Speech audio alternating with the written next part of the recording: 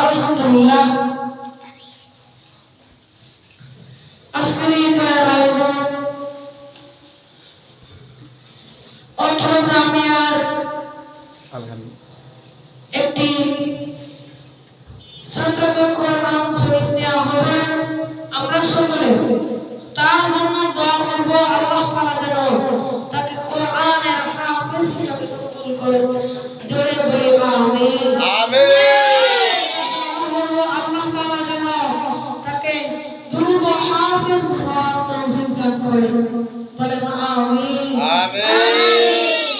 আমরা দোয়া করব আল্লাহ তাআলা যেন তাকে হক্কানি রব্বানি আলেম হিসেবে কবুল করে।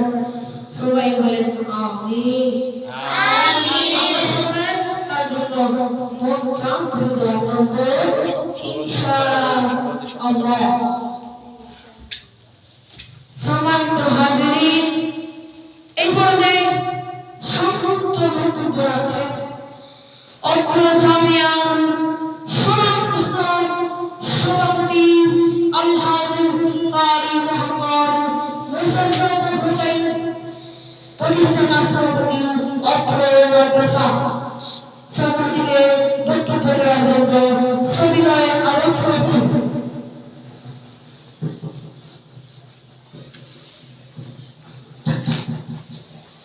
আসসালামু আলাইকুম ওয়া রাহমাতুল্লাহি ওয়া বারাকাতুহু।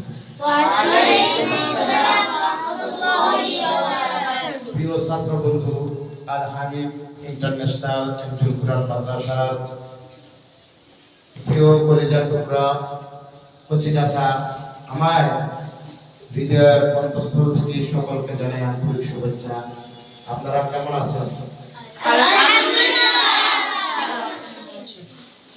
আপনাদের মাঝ থেকে আমাদের একটি ছোট্ট সন্তান যার নাম মোহাম্মদ রমজান, তিনি আজকে আল্লাহ তাআলার মহাগ্রন্থ আল কোরআন, এই পৃথিবীতে আল্লাহ তাআলার সর্বশ্রেষ্ঠ গ্রন্থ আল কোরআন, যে কোরআন আমাদের বিশ্বনবী মুহাম্মদ রাসূলুল্লাহ সাল্লাল্লাহু আলাইহি ওয়াসাল্লামের উপর নাযিল হয়েছে, সেই কোরআন অবতীর্ণ হয়েছে মক্কা নগরে। আমার প্রিয় ছাত্র কলিজার টুকরা ছোট্ট বাচ্চা মোহাম্মদ রমজান আজকে এই পবিত্র কোরআনুল কারীমের সবক নেবে। আমাদের যে সবক নিবে আর যে সবক প্রদান করবে আমাদের শিশুকারী অন্তর্ভুক্তা মোহাম্মদ হানিফ রুহানি সাহেবের কাছ থেকে এই ছোট্ট বাচ্চা মোহাম্মদ রমজান তিনি কোরআনুল কারীম থেকে সবক। আমরা সকলেই তার জন্য দোয়া করব। সকলে কি করব? দোয়া করব। এই সন্তানটি যাতে আল্লাহ তাআলার কালাম সহি শুদ্ধভাবে পড়তে পারে, আমরা তার জন্য দোয়া করব। সকলে দোয়া করবেন তো ইনশাআল্লাহ? ইনশাআল্লাহ। এই কোরআনুল কারীম সর্বশ্রেষ্ঠ গ্রন্থ, এটা অনেক মর্যাদাপূর্ণ। আল্লাহর কালাম। আল্লাহ তাআলা নিজেই এই কালামে আল্লাহর কথাগুলো এই কালামে তিনি যেগুলি বলছেন সেগুলি এই কালামে উল্লেখ আছে। এই জন্য আমরা আল্লাহর কালাম কখনো খোলা রেখে কথা বলবো না। যখন কোনো কথা বলবো আল্লাহর কালাম পড়ার সময়, তখন আমরা এই কালামকে অবশ্যই বন্ধ করতে হবে। বন্ধ করে আমরা কথা বলবো, তাই না? এই কালাম খোলা রেখে কখনো কথা বলা যাবে না। এই কালাম এত মূল্যবান আল্লাহ তাআলার কালাম।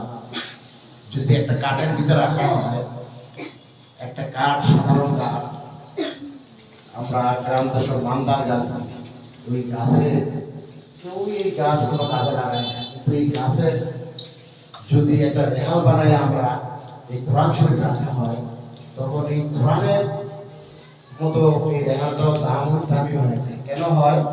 এই কোরআন শরীফ যার উপর রাখা হচ্ছে এটার মূল্য এত বেশি। বলেন সুবহানাল্লাহ। আল্লাহর কালাম যার উপর রাখা হয় এটা অনেক দামি হয়ে যায়। সাধারণ আমরা ইউজ করি না এই কাঠ, কিন্তু যদি ওই কাঠের রেহাল বানায় আমরা যদি কোরআন রাখি, তাহলে এটার মূল্য অনেক বেশি। যদি একটু কাঠের ভিত্তি একটু লাথি লাগে বা একটু ইয়া লাগে, তো আমরা এটা সালাম করি না? করি তো? আল্লাহ তাআলার কালাম এরকম আমরা উঁচু করে পবিত্র হয়ে এই কালাম ধরবে। বিনা উজুতে আল্লাহর কালাম ধরা যাবে না। এই আল্লাহর কালাম ধরতে হলে উঁচু করে সুন্দর করে উঁচু বানিয়ে তারপরে আল্লাহর কালাম ধরতে হবে এবং পড়তে হবে। এই কালাম পড়ার সময় আমরা প্রথমেই আমরা বিসমিল্লাহির রহমানির রহিম বলে এই কালাম খুলে আমরা ধরব। প্রথমেই লেখা আছে। কাজেই আমার ছাত্র বন্ধু, ছোট্ট কচিকাছা হৃদয়ের ছবি স্পন্দনকারী ছাত্র বন্ধুরা, তোমরা যখনই আল্লাহর কালাম ধরবা, তোমরা তখনই এটা উঁচু করে পাক পবিত্র হয়ে আল্লাহর কালাম ধরবে। মনে থাকবে? কখনো আল্লাহর কালাম বিনা উজুতে স্পর্শ করা যাবে না। এই জন্য আমরা সকলের কাছে অনুরোধ করি, সকলেই তোমরা বাজার আল্লাহর কালাম পড়বে এবং শিখবে। কাজেই আল্লাহর কালাম খুব যত্ন সহকারে তোমরা ধরবে। এখন আপনাদের সামনে দুই চারটি কথা বলবেন আমাদের বিশিষ্ট আগামীদিন হযরত মাওলানা কারি মোহাম্মদ মিরাজুল ইসলাম শেরপুরি সাহেব। তিনি এই কোরআন সম্পর্কে দু চারটি কথা আপনাদের নসিহত করবেন। আপনারা মূল্যবান কথাগুলি শুনবেন, এরপরেই ইনশাআল্লাহ আমরা কোরআন শরীফ তাকে সবক দিয়ে দেব ইনশাআল্লাহ।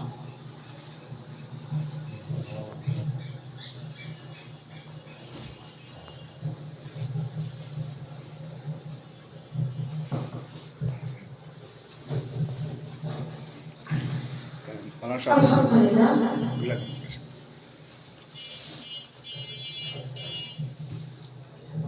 আমরা এখন তাকে সাপোর্ট প্রদান করব ইনশাআল্লাহ।